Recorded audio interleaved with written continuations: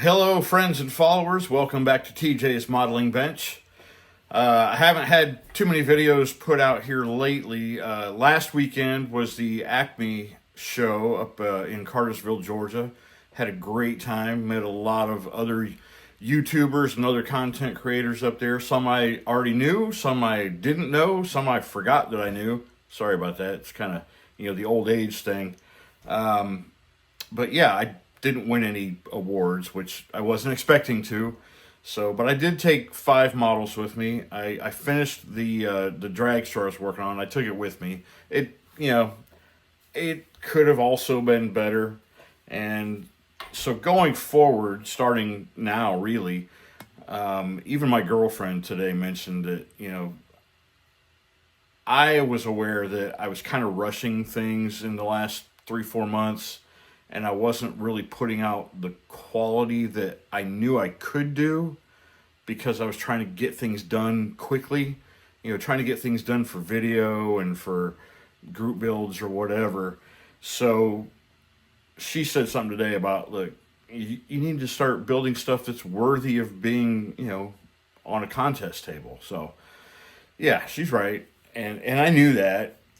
For whatever reason, I just was ignoring my own common sense. So, yeah, right now I am working on my USACC build, my Camaro, and I'll show you what I just got done doing. All right, so the doors are off.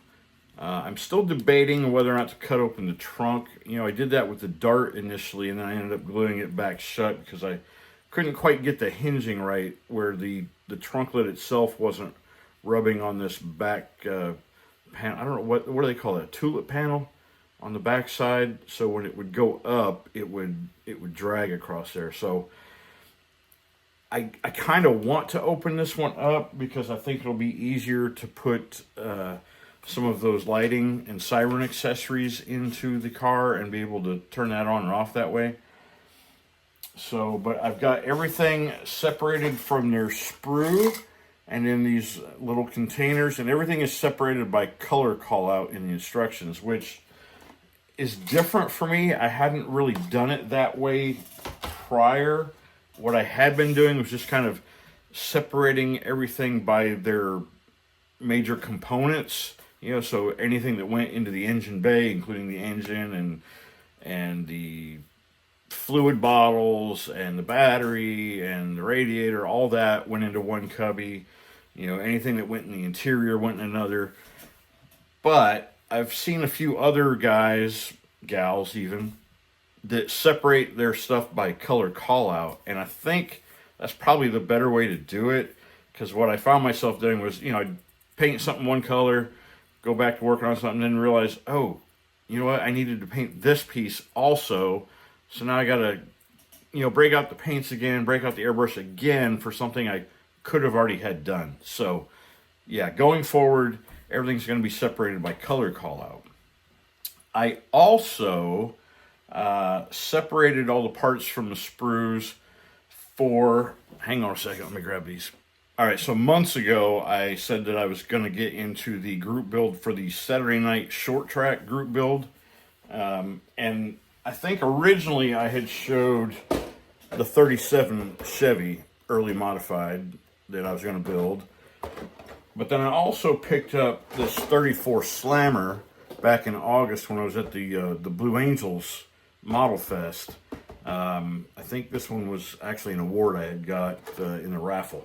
But anywho, I decided I'm going to build both of them for the short track, and in the end, I'm really leaning toward doing a diorama with those, but that also means I need to figure out a couple of driver figures, seated driving driver figures, and if I can't source that, I may end up having to create that, and we'll see how that goes.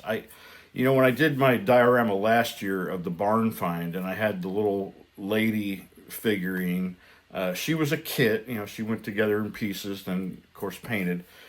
I was able to find another kit. It's not the same manufacturer. I think, in fact, this one might be Fujimi. Anyway, it's a pack of about 3 or 4 figures in it. So I'll have to look closely at what's in there. I don't recall exactly what all is included in that, but I might be able to use those and maybe adapt those to fit these cars as my drivers. So be sticking around for that to come up in the future. But I did as well remove everything from their boxes and sprues, and they are also separated. I have not separated these by color callout because the instructions on these kits are very basic. They don't even include color callouts. So I'm going to have to do some internet research and decide upon, what colors are best for, suspension. Of course, the framework, the tubing frames could easily be body color, or you could do a different color to whatever body color you're using. And then I did pick up some aftermarket wheels and tires for those. So yeah, that'll be coming up. But so going forward through the end of this year for sure, I'll be working on the USACC build and trying to get these worked on as well. So does that sound counterintuitive to what I was just saying about rushing myself? Maybe it does sound a little counterintuitive to an extent.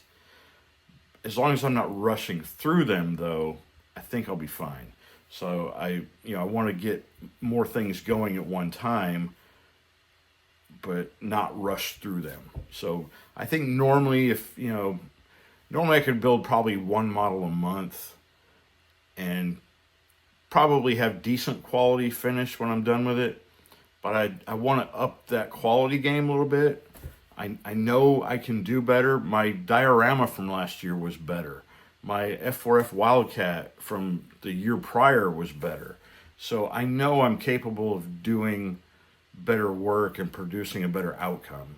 So I just need to get focused back on doing that and not worrying so much about upcoming contests or group build deadlines. Just focus on producing the best finished model that I know I can do. And of course, with every build, I try to do a little bit better than the previous one, and maybe even try a new technique that I haven't done before or something to that extent. So, and with the USACC build, I'm adding the lighting and a siren to it. That's something I've never done. It is a kit, but again, I've never installed something like that. So it's going to be a little touch and go process, try to figure it out. But yeah. So that's this week's update from the modeling bench. Not a lot, but there will be more to come. I am still having issues with my editing program on the laptop. So I use CapCut, and I have an app for it on my iPhone, and then I have a desktop version on my laptop, which I pay for. I pay a subscription to it. But a couple of weeks ago, 3 weeks ago, I think now, there was an update. And it was a beta update, and ever since then, I can't get video from my phone to transfer to the laptop to do the editing on there. So the last video I did, I edited on my phone, which obviously I can do it. It's a bigger pain in the rear end than having the ability to do it on the laptop. So yeah, that might be part of the reason why I haven't been putting a lot of content out in recent weeks as well. Hopefully, I can get that resolved sooner than later. But until then, until the next time, y'all take care of yourselves. Peace and love.